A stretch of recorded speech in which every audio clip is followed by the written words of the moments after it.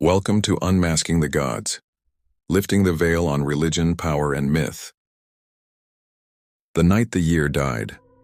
Long before plastic pumpkins and flickering porch lights, there was fire, real fire, burning in the cold of late autumn. For the ancient Celts, the final night of October marked Samhain, summer's end. It was not merely a date, but a turning of worlds. When the harvest was gathered, the cattle driven home, and the line between life and death dissolved into mist. They believed that on this night the veil grew thin. Spirits of ancestors returned to the hearth, seeking warmth and recognition.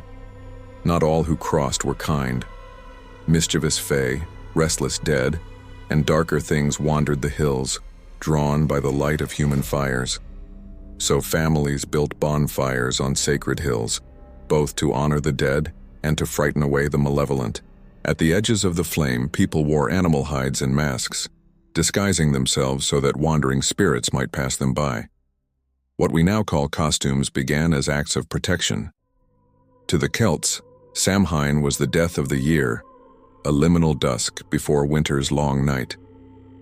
They left food at doorways for departed kin, and druids carried embers from the bonfires to relight each home's hearth, symbolizing continuity through darkness.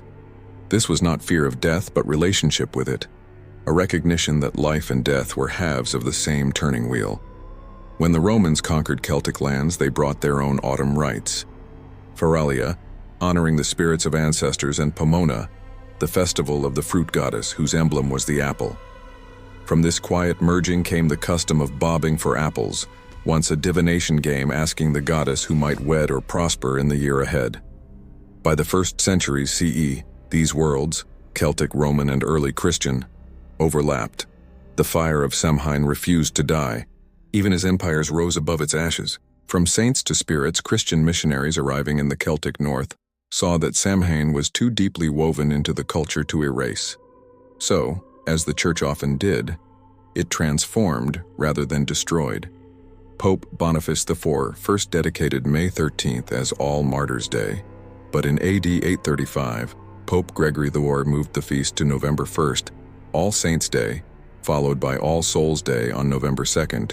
Between them survived All Hallows' Eve, the night before the saints, still echoing the old fires of Samhain.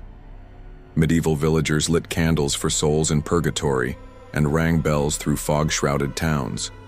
Children and the poor went souling, receiving small cakes in exchange for prayers for the dead. Out of this practice eventually grew the playful exchange we now call trick-or-treating. As centuries passed, Europe's night of remembrance turned more symbolic. Masks shifted from sacred protection to mockery of fear. By donning the image of death, people believed they could rob it of power. Haunted plays, ghost stories, and mummers' parades flourished, the ancestors of today's costume parties and horror films. When Irish and Scottish immigrants carried these customs to America in the 19th century, they found new soil for the old roots. In towns lit by kerosene and curiosity, the harvest festival mingled with colonial fall gatherings and native autumn rites. Communities carved turnips into lanterns, a tradition tied to the legend of Stingy Jack, a trickster doomed to wander with a single ember inside a hollowed gourd. In the New World, where pumpkins were plentiful, the jack-o'-lantern was born. By the early 1900s, postcards and parties had softened Halloween into something communal. But beneath the laughter lingered its ancient pulse, that fascination with the other side of life, the dance of the dead, Dia de los Muertos. South of the border, another October ritual breathed the same timeless air, yet sang a different song. Dia de los Muertos, the Day of the Dead, blossoms across Mexico and parts of Latin America between October 31st and November 2nd, aligning almost perfectly with the Christian feasts yet rooted in far older indigenous traditions. For the Aztec, Toltec, and Maya, death was not an end but a continuation in a cyclical universe. Each year the veil opened, and ancestors returned to share the breath of life with the living. When Spanish missionaries arrived in the 1500s, they overlaid these beliefs with All Saints and All Souls' Days. But the heart of the ritual remained indigenous. Families build ofrendas, altars adorned with photographs, food, candles, and marigolds, cempasúchil, whose scent is said to guide souls home. Sugar skulls represent the sweetness of existence. Pan de Muerto, the bread of the dead, reminds everyone that life is to be shared, even with those beyond the grave. Unlike the eerie tone of Halloween, Dia de los Muertos is bright, musical, and celebratory. Skeletons dance in plazas, children paint their faces, and families picnic in cemeteries, speaking to departed relatives as if they were simply away for the year. Both holidays face one direction, toward the dead, yet express opposite emotions. Halloween whispers fear and fascination. Dia de los Muertos sings love and remembrance. One seeks to keep the spirits out, the other to invite them in. Together they reveal humanity's shared longing to understand death, not as horror but as communion.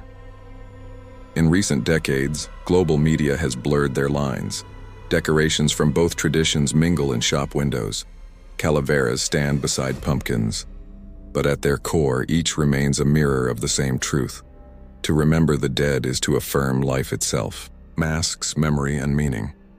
Every generation reshapes Halloween in its own image. By the mid-20th century, post-war prosperity and suburban streets turned it into a children's holiday.